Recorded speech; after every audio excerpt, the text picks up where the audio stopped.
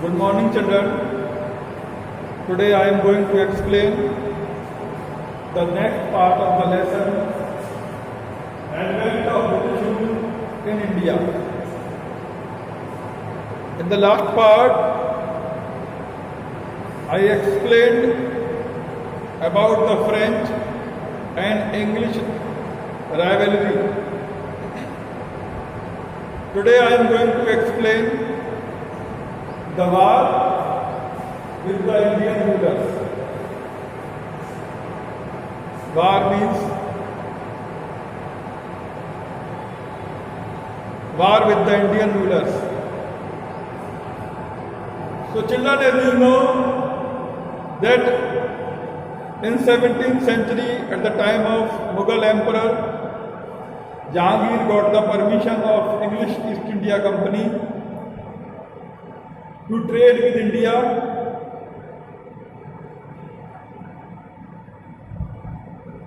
and East India Company started to trade with India. First of all from its western coast, then company took grant from Mughal Emperor to trade from Bengal also.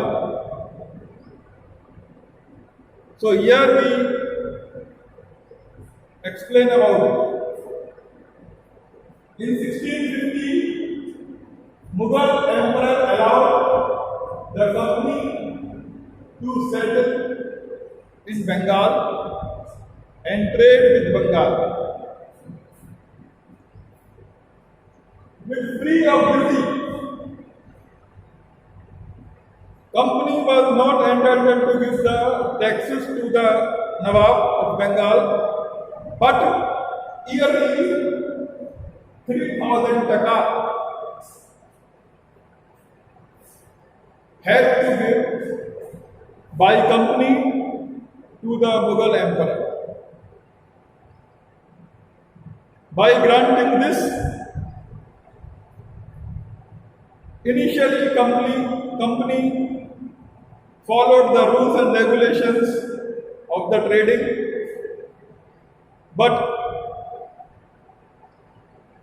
after some time, company did not follow the rules and regulations of trading, and because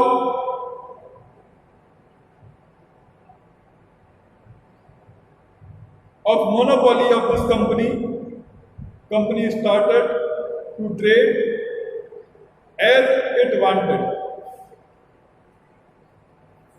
So in 1686, Aurangzeb saw this company is not following the rules and regulations.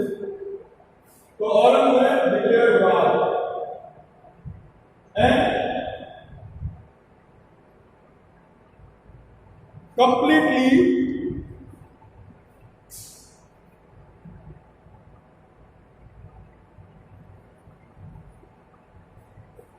routed them.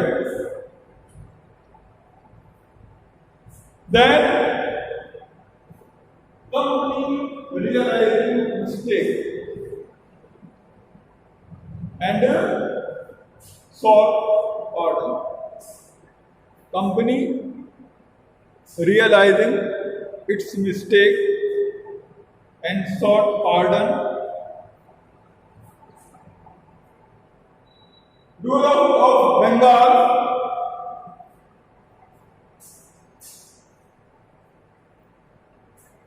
and sought pardon, but after some time, again company started its monopoly, did not follow the rules and regulations. So, ruler of Bengal, Wali Ghardi Khan, succeeded by Siraj-ud-Dawla. He was very intelligent leader, Ali Ghardi Khan, but after his death, he was succeeded by his grandson, Siraj-ud-Dawla, in 1736. He sent troops in Calcutta and throughout company from Calcutta. Then Robert Clive declared war against Nawab to recapture Calcutta.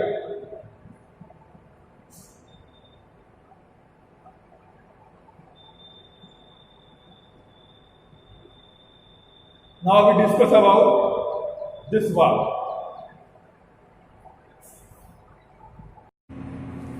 Yes, children.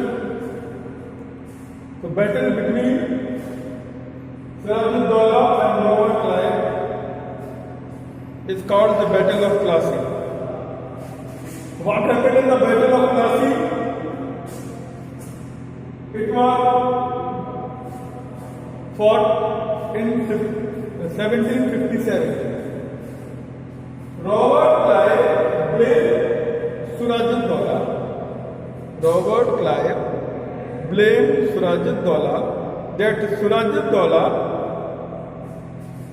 is making conspiracy with the French company, and by this blaming, Robert Clive wanted to remove Sirajuddaula from his seat.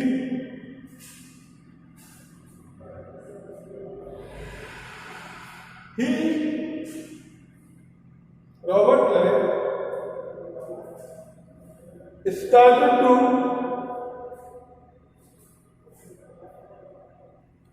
Robert Clive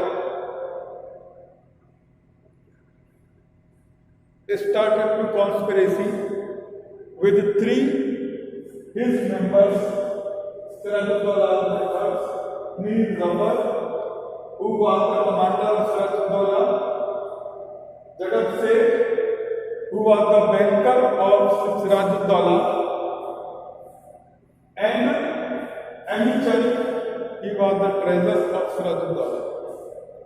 They were corrupt persons in the court of Sirajuddaulah.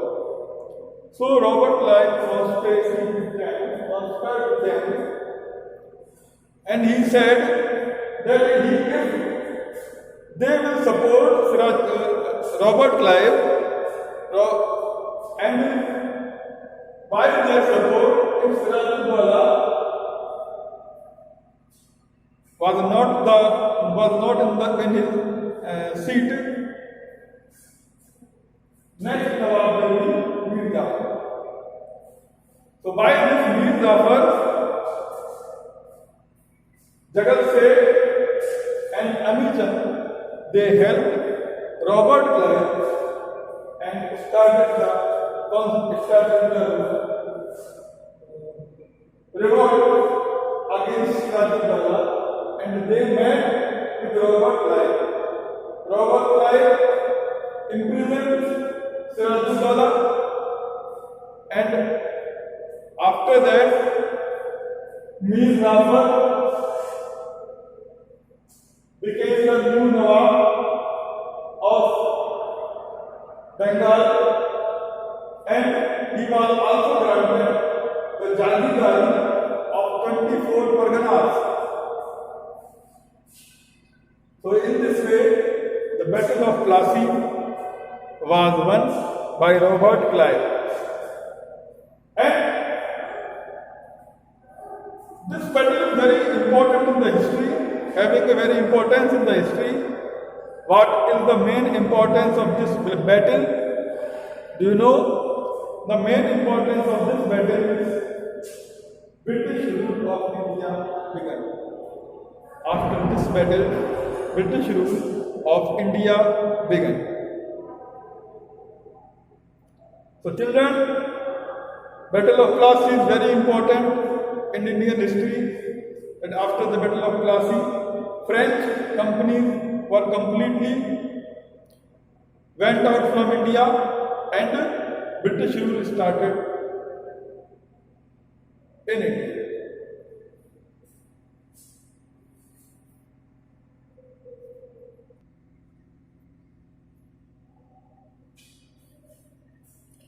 Yes, children, now come to the Battle of Buxar. It was fought in 1764. What was going on in Battle of Buxar? Mir Qasim was an able ruler. As soon as he became the Nawab, he shifted his capital from Murshidabad to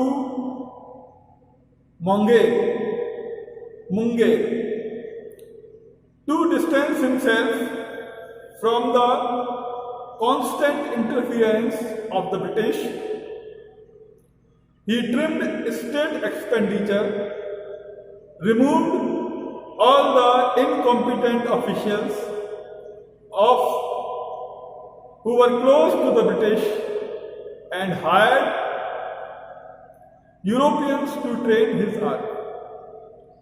He knew the motto of Europeans. He knew the motto of English East India Company. So he dismissed all the officials who were in the favor of East India Company. He also introduced some administrative reforms. Soon he came in direct conflict with the British because of legal restrictions imposed on internal trade. He imposed legal restrictions in internal trade. Mir Qasim ordered the abolition of all internal trade duties. This led to an attack on the city of Patna by the British, and after defeating Mir Qasim, the company reinstated Mir Jafar as Nawab. Means after defeating Mir Qasim, company made Mir Jafar as the Nawab. Mir Qasim joined hands with Shujaud-Dawla. Who was Shujaud-Dawla? He was the Nawab of Awadh and Mughal Emperor Shah Alam II, and their combined force met the company's army at Buxar in October 1764. In 1764. The combined force were badly defeated by the British force. British force defeated their combined force, led by Major Munro. Mir Qasim fled after a battle and died in obscurity, probably in Delhi in 1777. The Nawab of Awadh and Shah Alam surrendered. The war came to an end by the Treaty of Allahabad. The British obtained the right to collect land revenue in Bengal, Bihar and Odisha. Robert Clive was appointed the governor and commander-in-chief of the English army in Bengal in 1764. So there was a great importance of Battle of Buxar in India. Now children, dual system of government, 1765 to 1772.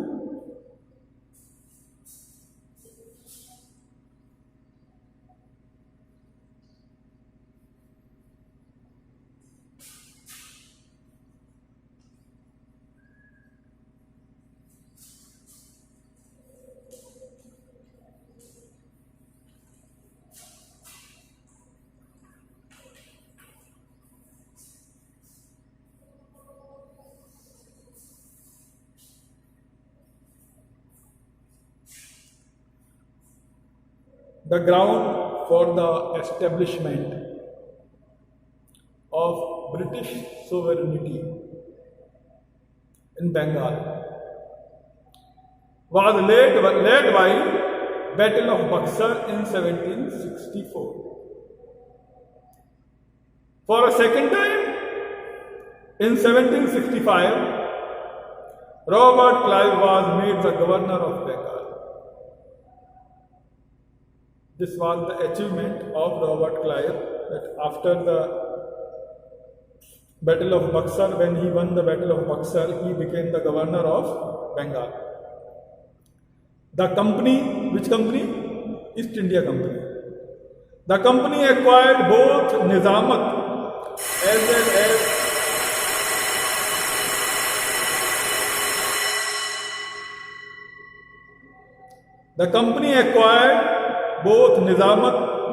as well as Diwani over Bengal as per the Allahabad Treaty.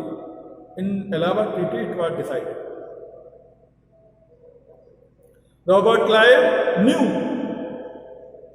that collecting revenue of Diwani from a vast area like Bengal, Bihar and Odisha was not an easy task.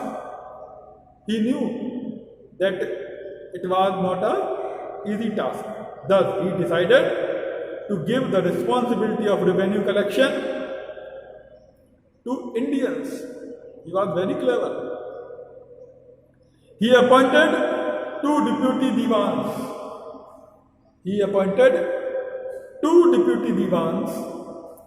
who were mainly responsible for carrying out the work of the Diwani.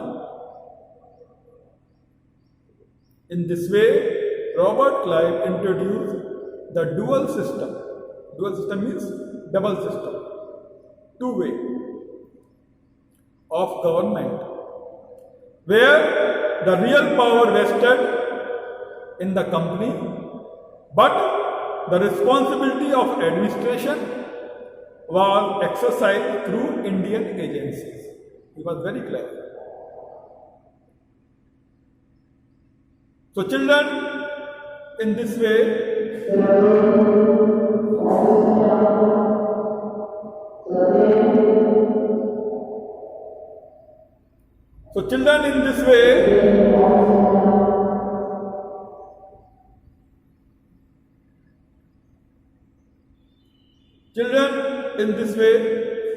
our chapter Address of British to India is over. And next time I explain the new chapter. You have to revise this chapter. You have to try to solve its exercise so that you can give the answer properly. Thank you.